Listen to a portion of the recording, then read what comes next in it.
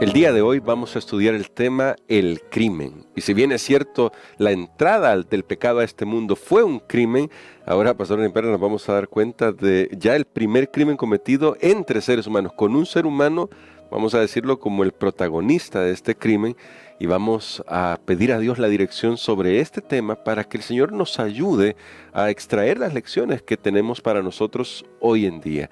Así que vamos a orar. Querido y bondadoso Padre, necesitamos sabiduría porque te agradecemos que tu palabra no esconde la realidad del pecado en nuestra naturaleza y nos muestras cómo podemos aprender a luchar contra él, cómo debemos aprender a depender de ti para luchar contra el pecado. Nos ponemos en tus manos de amor suplicando sabiduría en el nombre de Jesús. Amén. En este momento de la narración nos vamos a concentrar, Pastora Niperla, en el momento en que Caín comienza a actuar en función de lo que acaba de ver. Su ofrenda no ha sido aceptada. Y vamos a ir al texto para que veamos qué es lo que sucede, qué es lo que la Biblia nos muestra que sucede en este momento de la historia de la humanidad, en el que dos hermanos se ven involucrados en una disputa tremenda. No porque uno de ellos estuviera enojado, peleando. Abel no, Abel estaba haciendo la voluntad de Dios, pero sí porque otro parece que tenía una actitud muy diferente. Y lo dice acá el texto. Leyendo desde el verso 3, que ya leímos el día de ayer, dice así: pasado un tiempo, Caín trajo del fruto de la tierra una ofrenda a Jehová. Y Abel trajo también de los primogénitos de sus ovejas y de la grasa de ellas. Y miró Jehová con agrado a Abel y a su ofrenda, pero no miró con agrado a Caín ni a su ofrenda, por lo cual Caín se enojó en gran manera y decayó su semblante. Entonces Jehová dijo a Caín: ¿por qué te has enojado? ¿Y por qué ha decaído tu semblante? Si hicieras lo bueno, ¿no serías enaltecido? Pero si no lo haces, el pecado está a la puerta, acechando. Con todo, tú lo dominarás. Caín dijo a su hermano Abel: salgamos al campo. Y aconteció que estando ellos en el campo, Caín se levantó contra su hermano Abel y lo mató. Esta narración, pastor, nos pone en una situación tremendamente triste porque aquí encontramos el primer fratricidio de la historia de la humanidad. Sí, lastimosamente, hasta ese momento todavía ningún ser humano había muerto.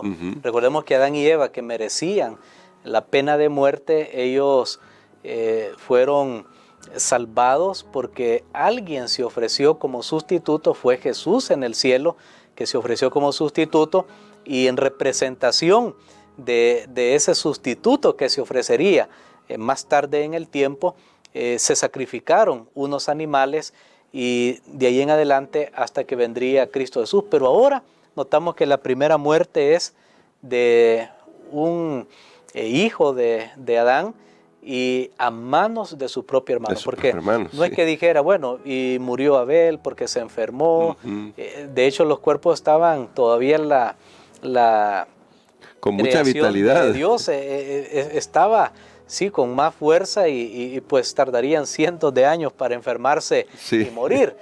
Pero aquí notamos nosotros que hay un proceso. Después que la ofrenda de Abel es aceptada y la de Caín no, la Biblia dice que se puso enojado y su semblante decayó. Es la misma expresión que se usa con Jonás, que dice que se enojó tanto que hasta deseaba la muerte. O sea, era un enojo profundo, un enojo muy intenso. Un enojo muy intenso. Y decayó su semblante, está diciendo que perdió esa vitalidad. Hay una bendición sacerdotal en la Biblia que dice: Jehová te bendiga y te guarde. Y recordemos que hay una porción que dice: y haga resplandecer su rostro sobre ti. Así es. Y eso fue lo que perdió Caín, esa presencia de Dios. Ellos tenían el deber sacerdotal de presentar sacrificios ante el Señor confiando en el Redentor, pero al no hacerlo, Caín cae en un estado de ira, de depresión. En aquel caso Jonás deseó la muerte, pero hoy más bien Caín desea la muerte de su hermano, y es lo que finalmente hace. Allí Dios se presenta ante Caín y Dios le habla, Dios le hace algunas preguntas. Bueno, ¿por qué tú te has enojado? Pero después también Dios viene de nuevo. Recordemos que Dios siempre a pesar de la terquedad del ser humano, Dios siempre se está acercando, Dios se está preguntando, Dios no deja. Y aquí voy a extraer un principio para nosotros: Dios no deja al pecador solo en su pecado. Amén. Dios lo va a incomodar, Dios le va a estorbar, Dios se le va a aparecer ahí de una o de otra manera. Aquí se pudo haber prevenido ese crimen si tan solo Caín hubiera escuchado, pero lastimosamente no lo hizo. No lo hizo. Y aunque no lo hizo, bueno, no lo hizo y eso lo llevó al crimen, pero aunque llegó a este crimen, el verso 9 de Génesis 4, que nos continúa con la narración, dice: entonces Jehová preguntó a Caín, como estaba destacando nuestro pastor, Dios se acerca, ¿dónde está Abel tu hermano? Y él respondió: no sé, ¿soy yo acaso guarda de mi hermano? Jehová le dijo: ¿qué has hecho? La voz de la sangre de tu hermano clama a mí desde la tierra. Ahora pues maldito seas de la tierra que abrió su boca para recibir de tu mano la sangre de tu hermano. Cuando labres la tierra no te volverá a dar su fruto, errante y extranjero estarás en ella. Eso lo vamos a tocar un poco después, pero pastor, las dos preguntas que aparecen acá, ¿dónde está tu hermano y qué has hecho?, me parecen bastante interesantes porque Dios no llega acusando directamente a Caín.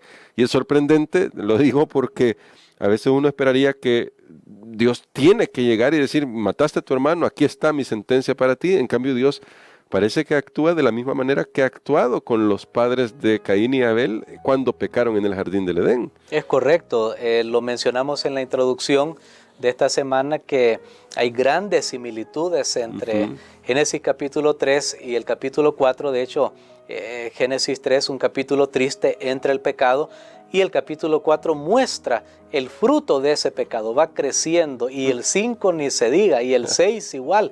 El pecado es algo, es un intruso, el pecado es un mal que no se queda pequeño.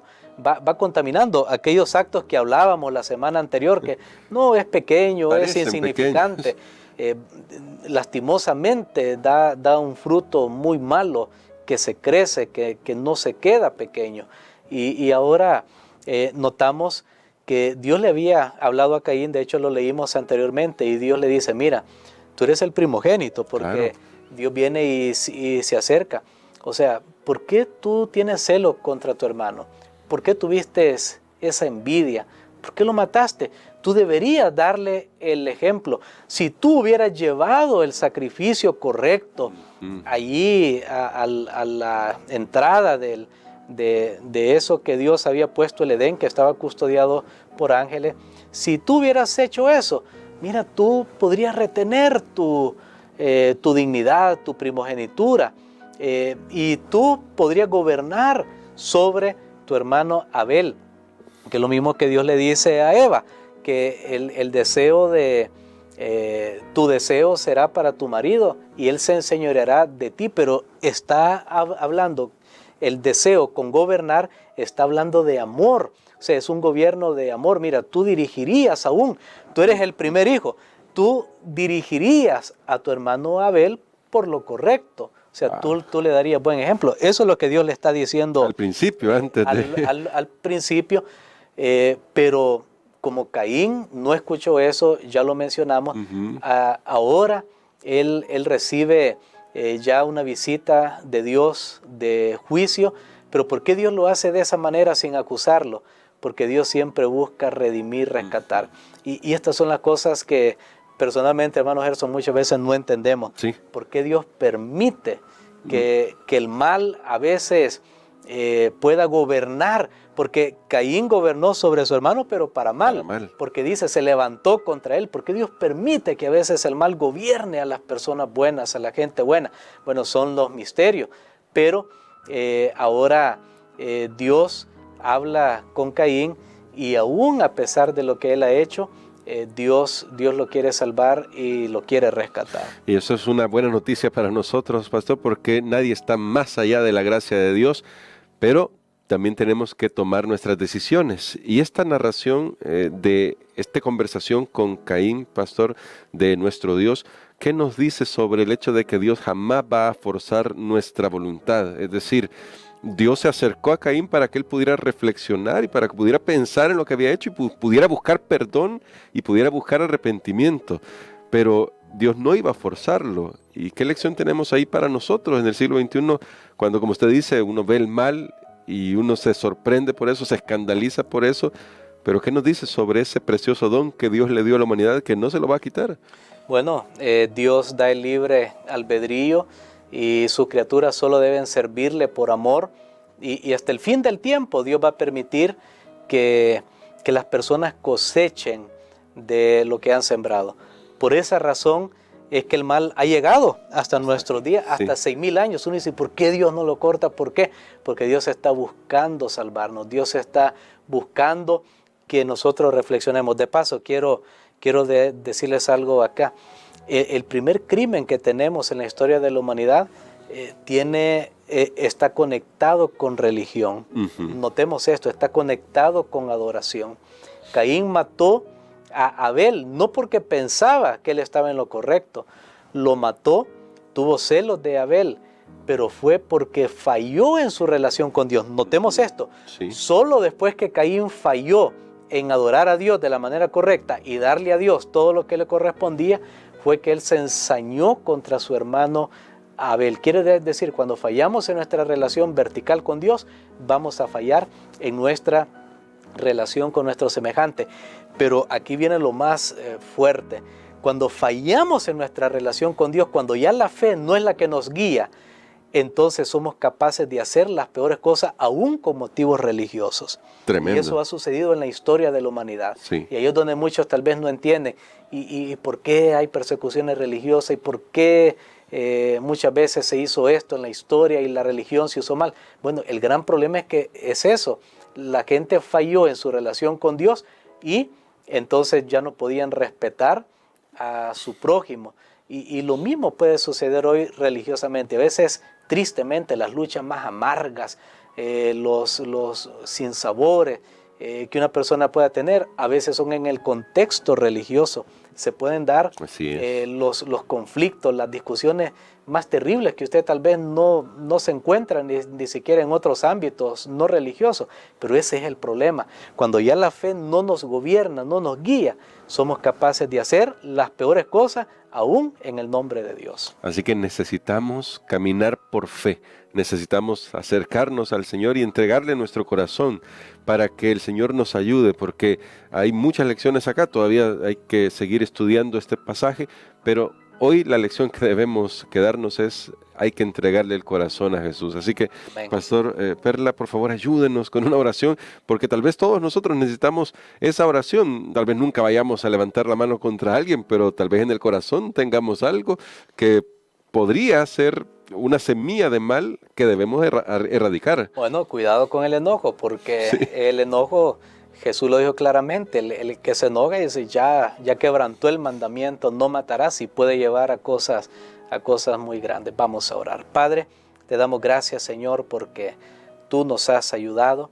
Gracias porque tú nos muestras, Señor, que tienes buenas cosas para nosotros. Como le dijiste a Caín, tú puedes preservar tu primogenitura si tan solo haces lo correcto. Adán y Eva pudieron preservar todo el jardín si tan solo hacían lo correcto.